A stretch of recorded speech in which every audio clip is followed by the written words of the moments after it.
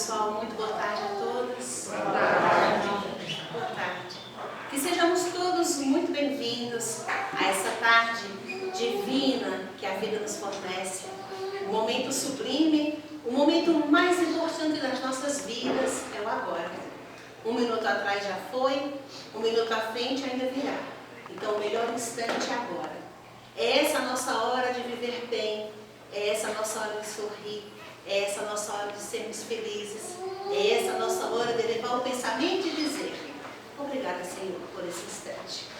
Na tarde de hoje, nós vamos ter a alegria de receber esse palestrante. Ele nunca esteve aqui falando, é a primeira vez. Então, na tarde de hoje, a palestra vai ser ministrada pelo Rafael. Esse é o título? E o título dela é Êxitos e Insucessos. Então, certamente, uma fala muito rica às nossas vidas. Que sejamos todos muito bem-vindos ao palestrante Rafael, boa palestra. Obrigado. É nós e Deus com você. Boa tarde a todos. Obrigado mais uma vez aí por ouvir, né? Hoje eu estou, na verdade, numa substituição, né? Assim, na verdade, não era para ser eu, né? Era para ser nosso amigo Celso, né? Mas ele teve um contratempo e aí ele não conseguiu vir. Então, aí a Sandra falou: você não quer ir? Eu falei assim: por que não, né? Toda vez que a gente tem uma oportunidade, a gente tem que aproveitar, né? Agarrar. Aí eu falei assim: então eu vou, porque assim eu vou exercitar a paciência dos meus irmãos que vão me ouvir. Então todo mundo vai sair daqui com o exercício de ouvir e ter paciência, né? Então isso é muito positivo para todos. Isso é muito importante para mim, pois quando a gente fala, a gente está aqui na frente, a gente é o primeiro a receber o auxílio, a gente é o primeiro a escutar, né? Que os palestrantes sempre falam, né? A boca está mais perto do ouvido, ou seja, a gente precisa sempre estar mudando. E quando a gente trabalha, por incrível que pareça, ou quando a gente vai falar alguma coisa, quando a gente vai dar um passo, quando a gente vai estudar na casa espírita, né? A gente vai ler um livro, a gente começa a se cobrar um pouco mais. A gente começa a falar: peraí, né? Vou fazer isso aí, não dá, né?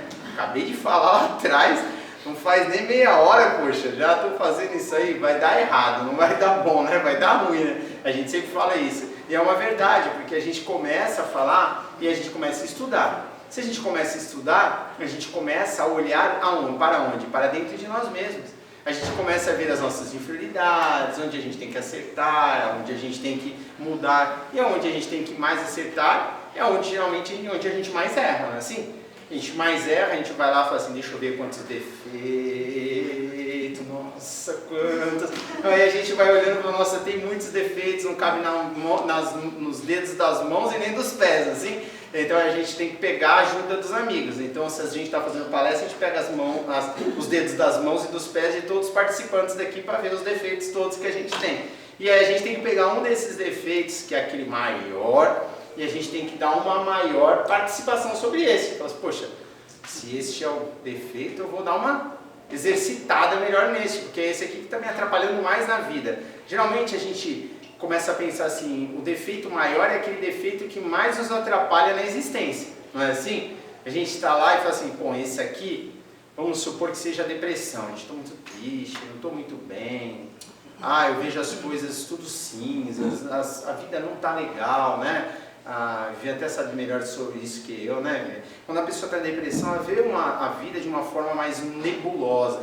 Então o que a gente vai fazer? Isso está alterando todas as outras vicissitudes, as outras paixões que eu tenho. E isto, na verdade, já é, né, visto pela ciência como uma doença, né? Doença psíquica. Que na verdade é uma doença que nós precisamos sanar através do nosso desenvolvimento espiritual. Mas a gente não precisa mais procurar psicólogo? Não precisamos mais procurar psiquiatra? De jeito nenhum, a gente tem que procurar. Está em André Luiz, está em Divaldo Pereira Franco, né? Joana de Ângeles, que a gente tem que procurar. Mas a gente tem que saber como fazer. Porque a gente está, na verdade, usando o paliativo quando a gente está procurando. E ele vai nos ajudar muito. Mas a gente tem que usar aquela cura permanente que está no espírito. Isso em tudo na vida. Tudo na vida que fizermos estará sempre no espírito. Tudo que precisarmos de cura estará, ou as doenças estarão no espírito. A gente muitas vezes vê, né, a gente divide ao corpo, o espírito, eu sou doente do corpo, espírito, mas mais para a gente conseguir fazer uma oração, para a gente fazer uma vibração. Mas na verdade, somos um só espírito. Na verdade, vamos começar por fora, vai? Por fora na casca da laranja, né? A casca, depois, né, a parte externa, depois o miolinho. Então a mesma coisa acontece conosco. O corpo, o perispírito e o espírito. Então estamos numa união. E nesta união que somos um indivíduo. E aí temos a mente, né, que é a nossa consciência, né, que na verdade faz parte das nossas ações, é onde o que emitimos somos lançados, somos enviados, ou enviamos também aos nossos semelhantes. Como a gente já aprendeu, o pensamento é vida, né? Tem até um livro de Emmanuel que fala, pensamento e vida. Aí vocês leiam, é muito legal. Porque tudo que pensamos vai refletir na nossa vida, no nosso corpo, nas pessoas que estão ao nosso lado, mesmo que imaginemos que não façamos, mas estamos fazendo. A gente acha muitas vezes que o nosso pensamento não está sendo exteriorizado. É o maior engano que a gente tem. Porque o nosso pensamento não é visto às vezes, por muitos, mas ele é energia. Ele é tão energia que ele é uma energia até mesmo palpável. Ele traz uma expressão. Tanto é que os obsessores vêm até nós por causa dos nossos pensamentos. Olha que interessante. A gente faz aquela... Você lembra do gibi lá? A gente faz o gibizinho assim, aquela vizinha, aparece as letras. Então, da mesma forma, o que acontece? A gente faz aquele pensamento, aí os obsessores olham ali e falam, é aquele, eu vou para ele. E vai. E aí a gente pensa, às vezes, naquela vontade, tô com uma vontade de ir ali no bar, tomar uma, né? E aí o que acontece? Vai... O espírito já pega lá na frente, já chega junto, abraça-nos, por que não, meu amigo? E aí a gente vai junto e a gente não se apercebe. Às vezes até mesmo na própria gula, assim, tô com uma vontade, estou em casa sem fazer nada. Eu acho que eu vou pedir alguma coisa no fast food. Vou pedir uma coisa bem gorda. E a gente sabe que não pode, né? Toda hora pedir uma coisa gorda, né? A gente pode comer, às vezes, uma coisinha gorda, né? Uma vez na semana, duas. Mas todo dia, aí a gente pega e fala assim, não, peraí. Eu estou comendo, eu estou lá, aí a gente coloca o pensamento, né? Aí vem um espírito, claramente, que se compraz das nossas vicissitudes, olha ali o balão do pensamento, chega até nós e fala, opa, é hoje, né? E isso que eu estou dizendo, não estou só falando das minhas palavras, está em André Luiz.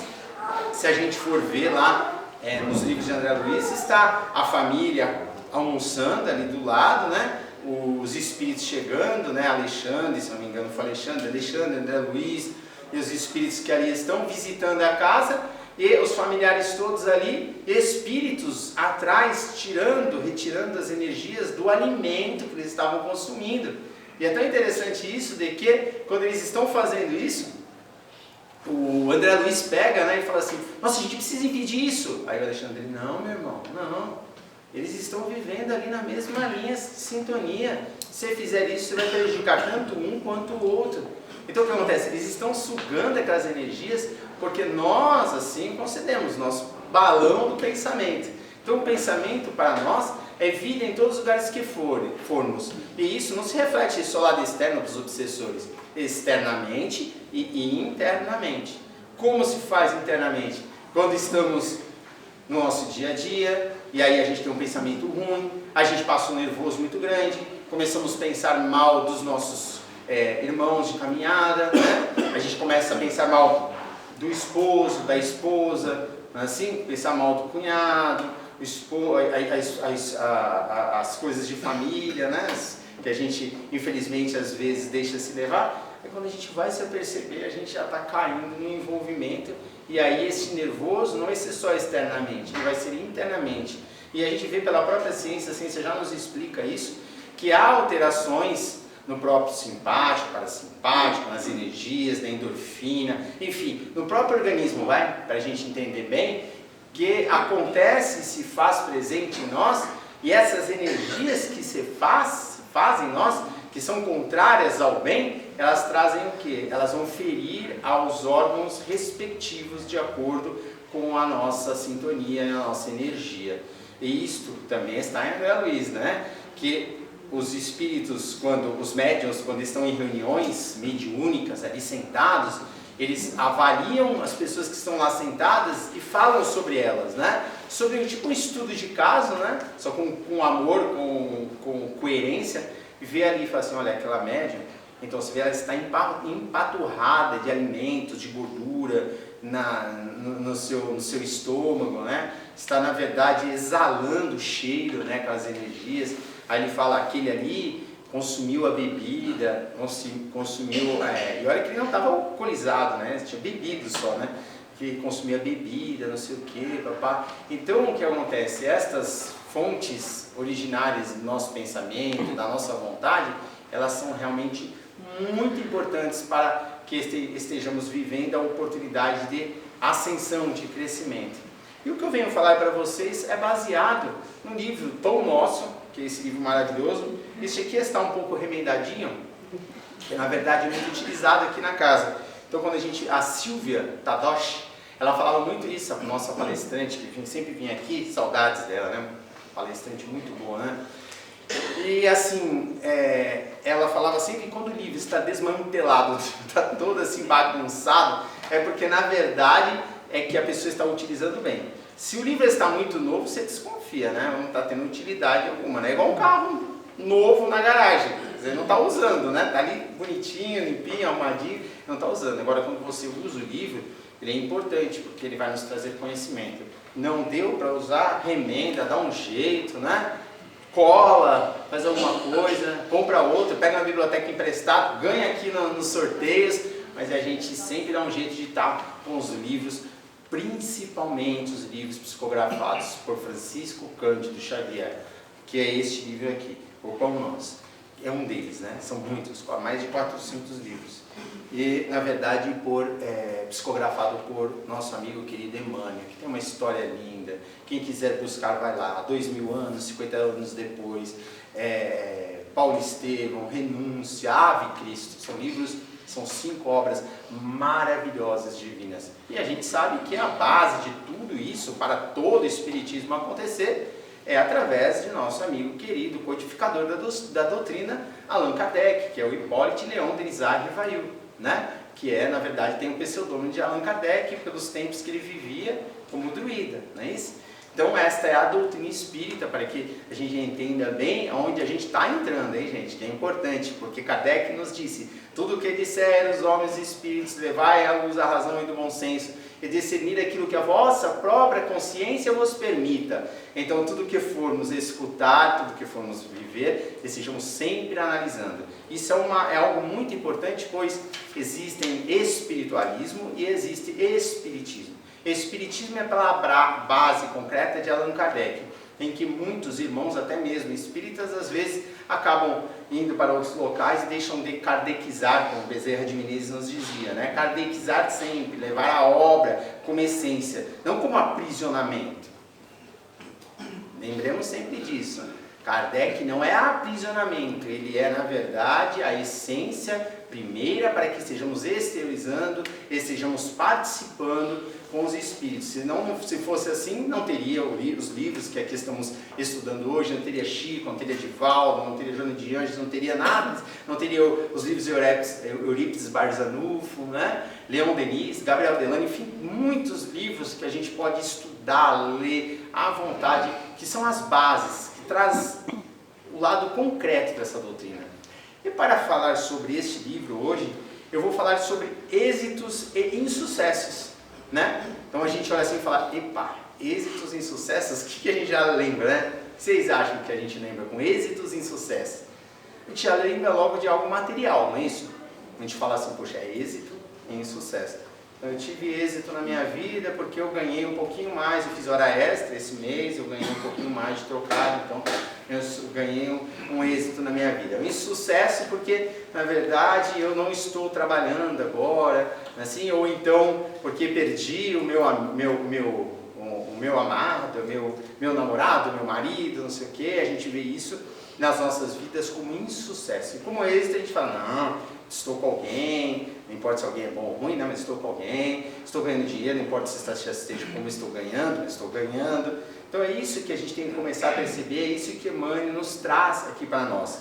E ele usa quem? Ele usa o Paulo, né? Usa o Paulo não, né? Ele vai em busca dos ensinamentos de Paulo. Eu não sei se vocês sabem, mas Emmanuel, que é o protetor de Chico, ele vai até os planos mais sublimes em busca desses discípulos, apóstolos de Cristo, das informações dos mesmos para trazer para nós e psicografava, né, aqui pelo Chico Xavier. É tão interessante isso, porque ele voltava aqui para a Terra e dizia assim para Chico, né? Chico, lá eu me sinto um pequeno jacaré perto de um monte de espíritos grandiosos, né? Então quer dizer, para você ver, Emmanuel já é um espírito de muita luz, né? Que não sei se vocês lembram dele, que falava para Chico, iniciou com Chico, né? Quem não teve a oportunidade, assista o filme, é muito legal, o filme vai dar um esboço, né? Chico Xavier, né? Então, vai dar um esboço, é muito bonito, tem histórias de Chico na nossa biblioteca, muito legal também.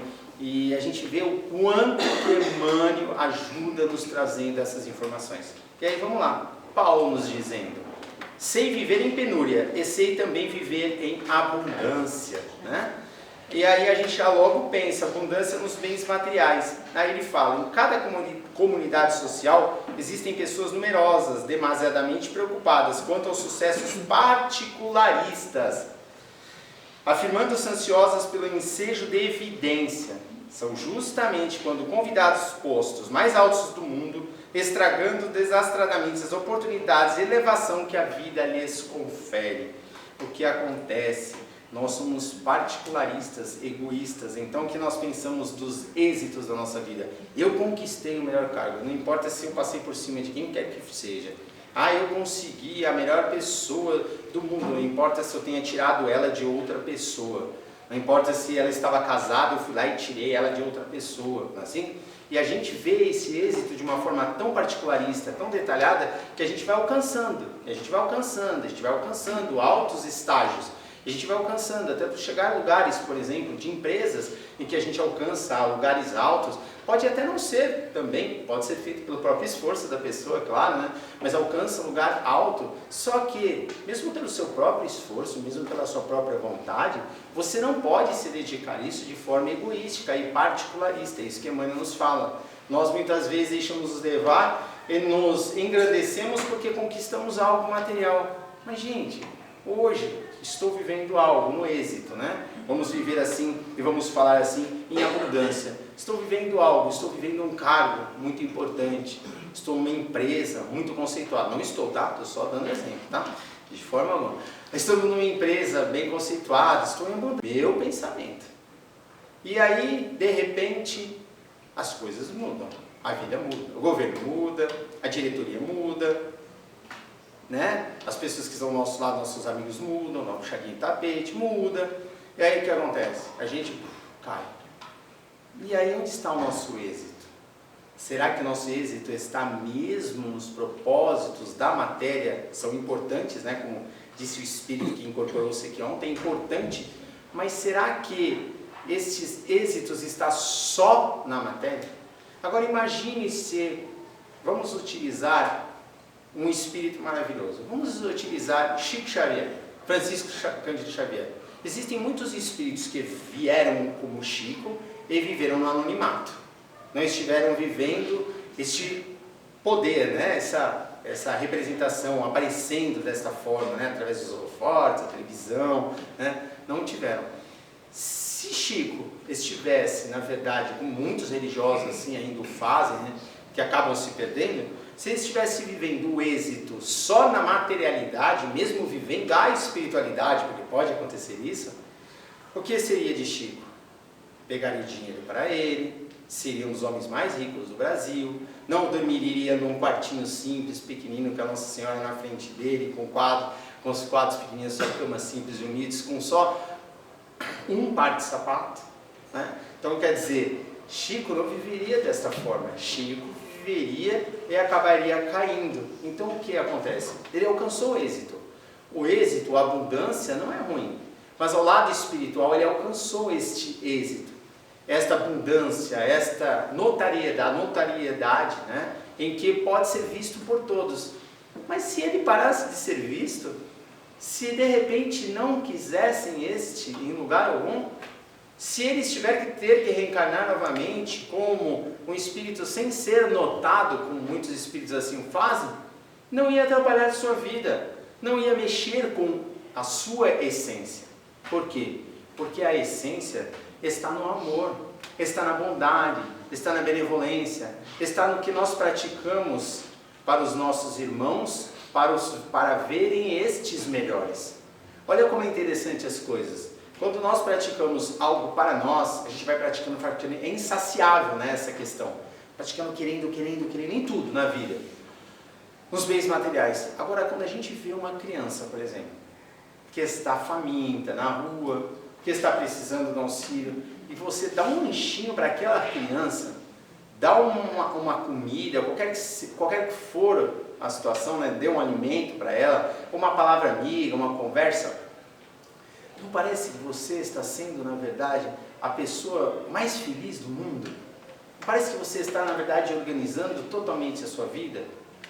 Parece, mas para quem já está acordado para isso, para quem aprendeu a viver na abundância do Espírito, quem não aprendeu a viver a abundância e que vive na penúria da alma, do Espírito, para elas isso pouco importa, pois se não fosse assim, não existiriam os políticos que não se preocupam pelos hospitais, com as escolas, com a educação, não teríamos guerras no mundo, onde saberíamos que pessoas, mulheres, crianças, idosos, seriam tirados, ceifados as suas vidas.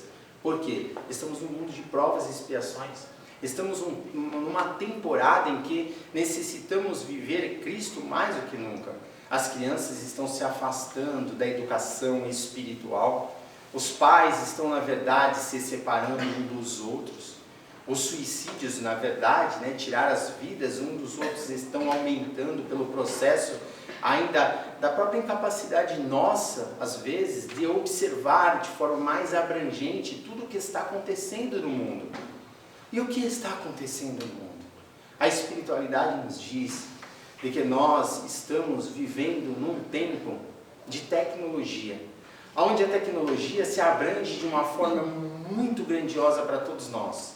Só que é como se fosse uma criança que ganha um presente, pega esse presente para ela e esquece dos pais, esquece dos irmãos. Quem seriam os pais? Deus. Né? Quem seria as crianças, os irmãos? Nós todos. Então nós estamos esquecendo, estamos vivendo uma materialidade tão grande, ou estamos preocupados com os êxitos ou com as qualidades excessivas da terra, nós esquecemos da grandiosidade divina. Se nós estivermos com Jesus em nossos corações, por mais que sejam as tempestades, por mais que seja ainda os momentos difíceis em que passamos, nada poderá nos prejudicar. No vale das sombras e da morte, nada poderá nos atingir. Então a gente tem que lembrar sempre de que todos nós estamos de acordo com a nossa evolução. E está certo, pois senão não estaríamos aqui, não é? Estaríamos lá no plano espiritual, estaremos do lado de Emmanuel, estaremos do lado de Leon Denis, estaremos do lado desses espíritos grandiosos. Só que não é por estar certo que estamos vivendo esta oportunidade que devemos nos acomodar. E é por isso que a gente tem que sempre lembrar isso, pois o êxito e a penúria não se faz só na parte material, nos poderes, não se faz somente, como eu acabei de falar, nos relacionamentos. Há de a gente convir assim, uns com os outros, que esse poder se vai muito mais além. É um poder que a gente busca do poder divino, do poder de Deus. E o poder divino e o poder de Deus, quem está com ele totalmente em suas mãos? Alguém aqui está? Se tiver, me avisa, porque eu não consigo. Ninguém vai estar com o poder de Deus totalmente em suas mãos. Por quê? Porque o poder de Deus é infinito, é eterno, e nós também somos infinitos e eternos, e vamos caminhar em Deus para sempre, como os peixinhos estão no oceano, a caminhar sobre ele, a viver sobre ele. Nós também estamos vivendo em Deus, e vamos viver em Deus para a eternidade. E aí nos continua falando aqui que quase sempre os que aprenderam a suportar a pobreza é que sabem administrar com mais propriedade os recursos materiais. E é incrível, né, isso que Emmanuel fala, porque a gente, quando tem pouquinho assim, vamos contar como é que está a prestação nas Casas Bahia, as Casas Maradais, será que vai dar para pagar esse mês? Aí ele fala, opa, esse mês não vai dar para comer aquele, né, aquela carne, vou ter que comer outro tipo de carne, hoje não vai dar para comer, hoje não vai dar para a gente sair para comer fora, a gente vai ter que segurar, e a gente vai aprendendo com isso, né? A gente vai aprendendo com essas... Então o que parece para nós, às vezes, insucesso, na verdade é êxito. Olha que interessante. Às vezes a gente está passando penúria, perdemos o emprego, estamos passando um problema de dificuldade, às vezes perdemos alguém que amamos em um relacionamento, vamos dizer assim, né? Em uma vida amorosa, a gente acha assim, poxa, que sucesso. Ó, a gente fica com aquela hiena, ó vida, ó céus, a gente vive a reclamar. Mas não é. A verdade que parece ser insucesso é libertação, né? Como diz os nossos irmãos evangélicos, é livramento, não é? Às vezes é livramento lá na frente. E também às vezes, ou na maioria não, sempre, é conserto de nós mesmos. Tipo, estamos quebrados, gente. A gente precisa se consertar. E não se conserta, por incrível que pareça, de fora para dentro, é sempre de dentro para fora.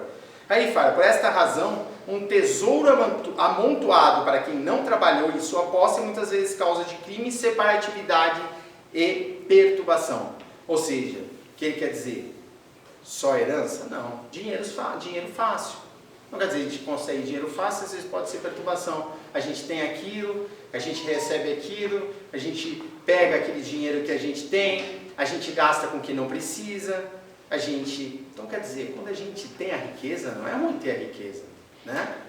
Ela é, na verdade, uma prova bem difícil. Ser muito rico é bem difícil. Muitas vezes a gente pede, eu quero ser rico, essa reencarnação, quero ficar rico, né? A gente pede isso, mas a gente mal sabe de que a riqueza nos traz também perturbações inúmeras, porque a gente fica, eu faço ou não faço, eu vou ou não vou. E aí aquelas paixões que a gente tem, elas se exacerbam mais, elas vivem um momento de melhor, vamos dizer assim, de melhor acessibilidade, a gente tem mais acesso a elas. Por exemplo, vamos dar um exemplo aqui para ficar mais fácil para que eu possa entender. A gente está lá e aí a gente tem uma tendência à sexualidade, ao alcoolismo, né?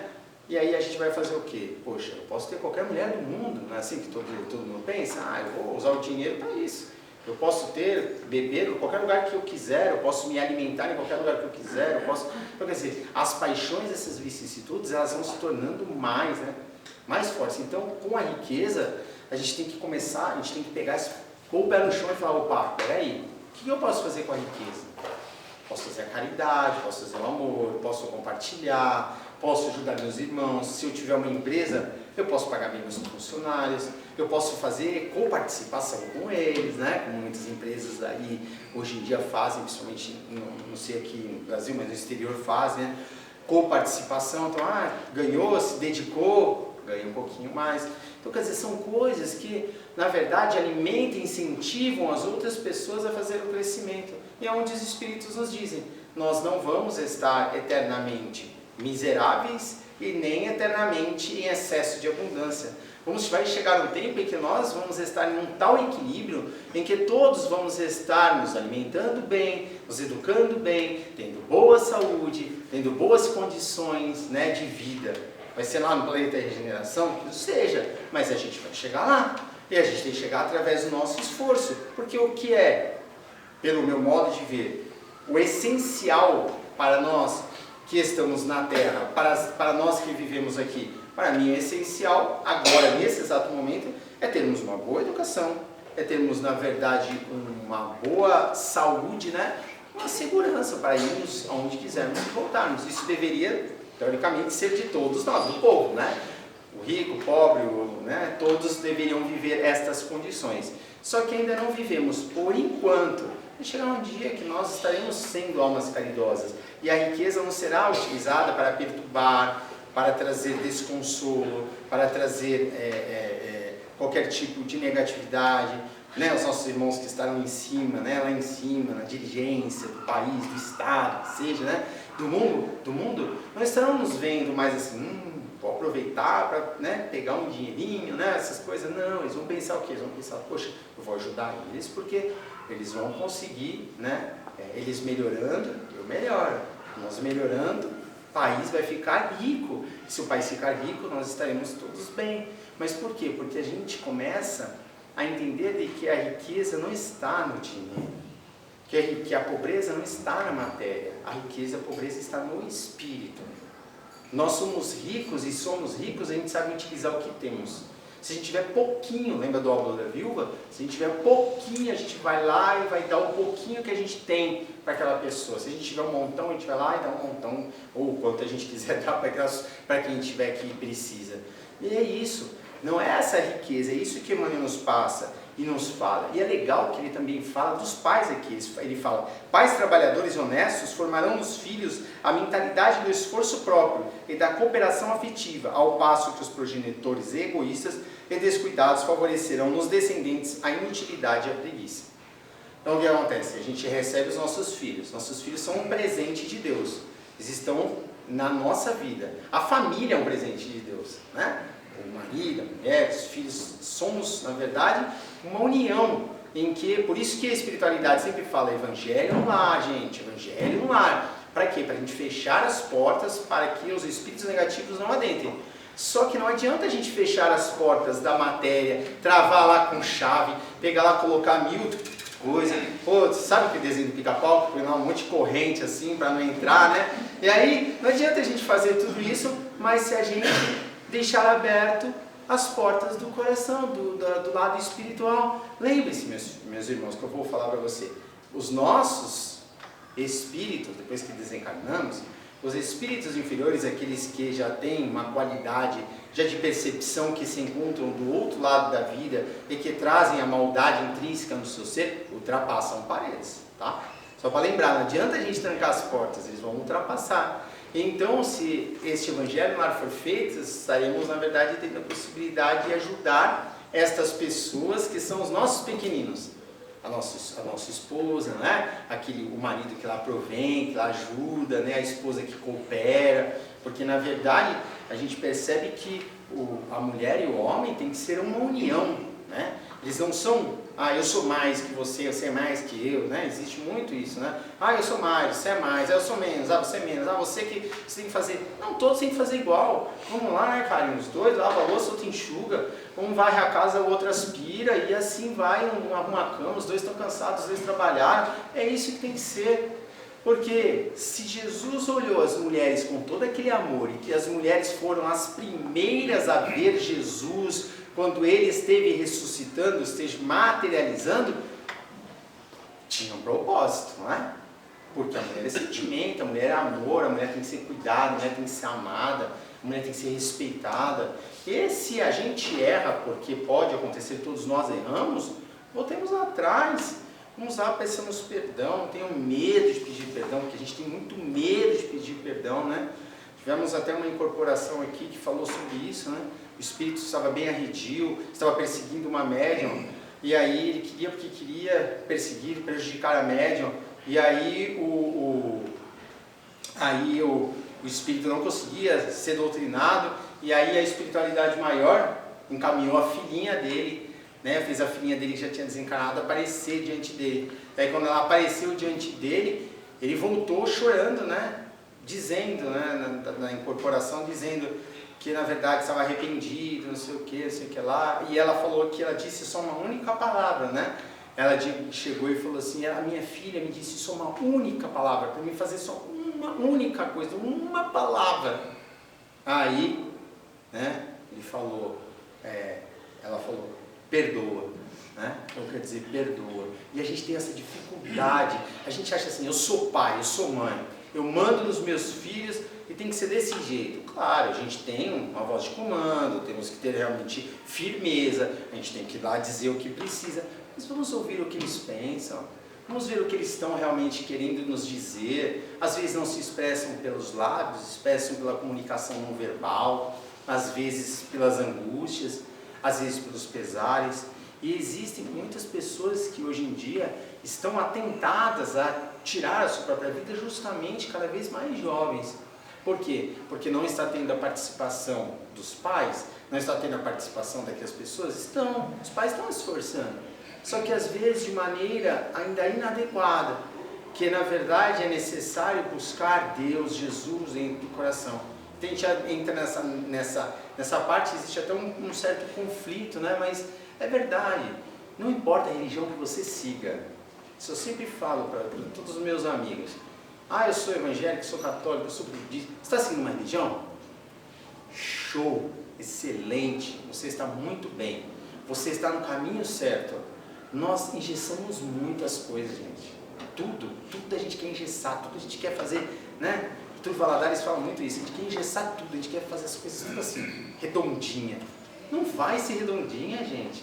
Os nossos filhos vão ser redondinha, a casa espírita não vai ser redondinha, o trabalho onde estamos não vai ser redondinha, a nossa amiga que está lá no canto, que às vezes a gente quer amar, quer fazer com que ela mude, vai ser redondinha, não vai ser do jeito que a gente quer. Não é do jeito que a gente quer, é como a gente precisa, busca essa fonte, não é em nós. Quando a gente busca em nós, a gente está errado. Oremos, façamos uma prece, peçamos auxílio para a espiritualidade maior. Se feche no seu quarto, nas quatro paredes, e ali louve o nome do Senhor. Está isso no Evangelho, na Bíblia. Então, se nós começarmos a fazer isso, entendermos que quando ele fala isso, não é recolhermos no nosso quarto especificamente, entendeu? Mas recolhermos em nosso coração. Esse é o nosso quarto, esse é o nosso ambiente. Vemos onde erramos, vemos o que podemos fazer para os nossos semelhantes, vemos onde podemos ajudar os nossos filhos, né? E aí vem Paulo de Tarso, na lição à igreja de Filipos, ele refere-se ao precioso imperativo do caminho, no que se reporta ao equilíbrio, demonstrando a necessidade do discípulo quanto à valorização da pobreza e da fortuna, da escassez, da abundância. Então a gente tem que estar preparado para tudo, gente. É isso que Emmanuel nos fala. A gente tem que estar preparado para no casamento passarmos por dificuldades juntos, para no trabalho perdermos o emprego. É difícil, muito, ninguém falou que é fácil. A perdermos uma pessoa na relação, a perdermos uma pessoa que desencarna. E é isso que a doutrina espírita, é isso que o Espiritismo, é isso que Jesus quer nos mostrar. É isso que ele quer nos esclarecer. É por isso que existe a doutrina. O que é a doutrina espírita? Senão ciência, filosofia e moral. Ou seja, trazer a ciência ao entendimento do olhar espírita, filosofar como realmente precisa ao lado espiritual, ao lado universal, ao lado em que não esteja preso à matéria, e viver a religião, a moral, que é nada mais do que religião em latim, religare, que é estar ligando-se a Deus, ligando-se a um ser superior. Então é isso que é a doutrina espírita, é o caminho, a verdade e a vida. Só iremos ao Pai se formos por Ele. Quem foi que edificou, quem trouxe a doutrina espírita para nós, foi os Espíritos. Os Espíritos nos trouxeram através do Espírito da Verdade. Quem é o Espírito da Verdade? Quem é o comandante do Espírito da Verdade? Jesus. E Jesus quer o que de nós? Amor, carinho, mudança. Se Jesus veio à Terra, morreu por nós, veio à Terra, sacrificou-se por nós, veio à Terra, doou-se por nós, veio à Terra, foi na verdade coroado com espinhos, na verdade de água era um vinagre, se na verdade nesses momentos mais difíceis ele esteve quietinho, escutando-nos, e na verdade dizendo, gritando na verdade, né? Crucificai, crucificai, crucificai, e manteve a sua força, é porque ele queria algo de nós. Ele queria que nós tivéssemos a sua força. E é tão bonito uma parte em que Jesus, Judas, ele entrega Jesus pelas 30 moedas, né? A gente sabe que na verdade foi mais uma fraqueza do que uma maldade, né? A gente sabe que ele quis colocar Jesus lá no pedestal com os poderosos, né? E não era bem esse poder, ele se enganou. E aí ele correu, foi lá e, né? A gente sabe, tirou sua vida, se enforcou. E aí Jesus está nos seus últimos suplícios, aí no momento final da vida, anjos do céu descem. Então naquele exato momento, um anjo chega ao ouvido de Jesus e diz: Mestre, diga-me o que quer que eu faça nesse exato momento. Aí ele disse: vá, e encontro a Judas, que está nesse momento em trevas profundas. Ou seja, mesmo no momento do seu suplício, no momento dos seus momentos derradeiros de vida da carne, ele estava pedindo por Judas, que na verdade, de certa forma, o traiu, o enganou. Então, isso serve para nós refletirmos e lembrarmos o que é realmente êxito, o que é sucesso. Qual é o sucesso nosso esta tarde? Qual é o sucesso da nossa vida? Qual é o sucesso com a nossa carreira? Qual o sucesso com os nossos irmãos? Qual o sucesso com a nossa família? É ver todas as pessoas bem. Mas se não pudermos fazer o bem a estas, levemos a estas o estágio da oração. Pois a oração jamais será perdida, será sempre encaminhada como um rio que segue. Sempre cauteloso ali, vivendo aquele sentido único. E no momento que eles se aperceberem que esse rio está do lado deles, eles então encostarão a sua cabeça e beberão desta água. Mas a gente não pode jamais jogar o rio em cima de ninguém. A oração tem que ser feita, e ela passa, ela vai, contínua. No universo ela não se perde.